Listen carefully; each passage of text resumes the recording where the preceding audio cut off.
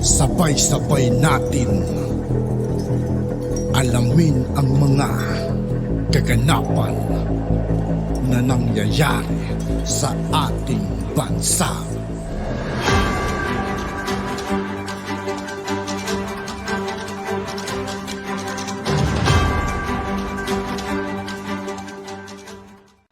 Yo, what's up mga kaibigan? This is I2K po again. Ngayon nandito ulit tayo sa channel ni Pinas News Insider. Dito ulit tayo magbibigay ng komento at reaksyon. Kaya samahan nyo guys, let's go! Samantala, sa iba pang balita, good news, bansang Russia, may hatid na magandang balita para sa Pilipinas. Wow! Dahil personal na lumapit ang Russian ambassador to the Philippines na si Marat Pavlov upang pag-usapan ng mas malalim na pakikipag-ugnayan nito sa bansang Pilipinas. Pero bago natin simulan ang balitang ito, Sa lahat ng hindi pa nakasubscribe mga kaibigan kay Pinas News Insider, mag-subscribe na po tayo at huwag nyo rin pong kalimutan mag-subscribe dito sa aking channel. kung bago ka pa lamang sa aming channel, please huwag kalimutang mag-subscribe at i-click ang notification bell para mas maging updated pa kayo lalo sa lahat pa ng bagong video na i-upload namin. At eto na nga mga kababayan, bansang Russia gustong mapailalim sa pakikipagrelasyon kay President Bongbong Marcos. Russian President Vladimir Putin alam na magaling sa pamamalakad ng salapi ang ating Pangulong Bongbong Marcos.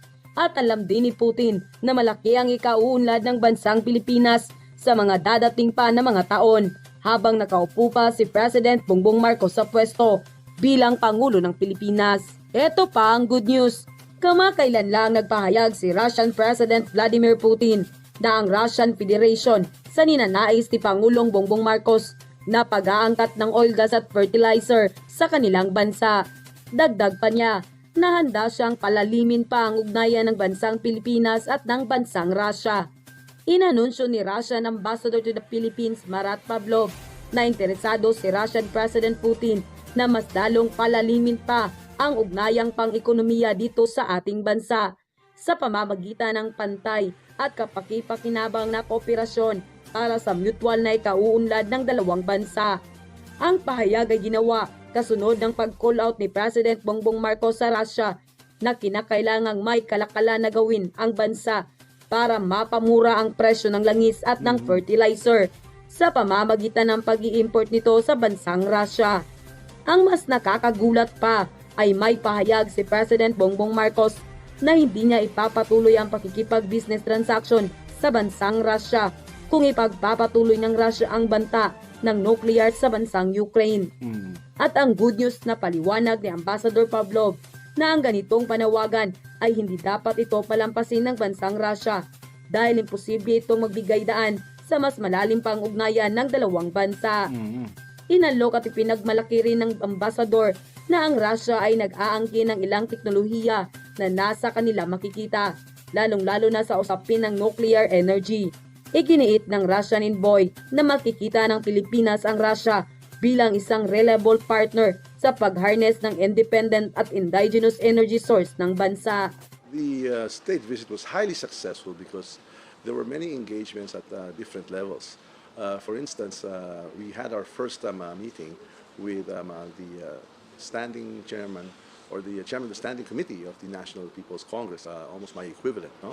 So their parliamentary system, lends itself to these interparliamentary exchanges, which were basically reiterated. So also upon the instruction of our president, we shall engage our counterparts at the parliament and at our Congress and our Senate levels. No? This provides a better coordination and more understanding and better cooperation at that level. Then we also had a meeting with the Premier, Li Keqiang, and followed by a bilateral no less than the President of the People's Republic of China, President Xi Jinping.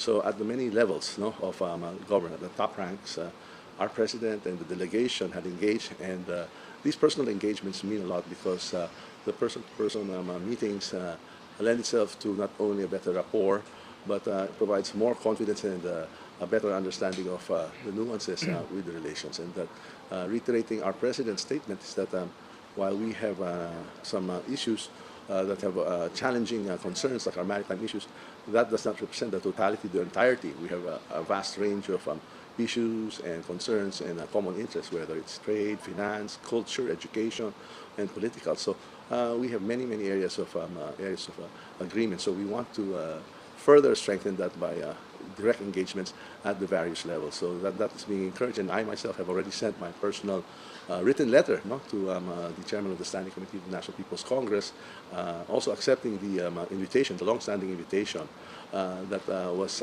extended to our Congress, and so we look forward to that. And similarly, after this state visit, our president invited President Xi Jinping and his wife, the First Lady Pang, to come to the Philippines. This type of exchanges promotes deeper and even a healthier relationship, because the trust and confidence with one another is built up.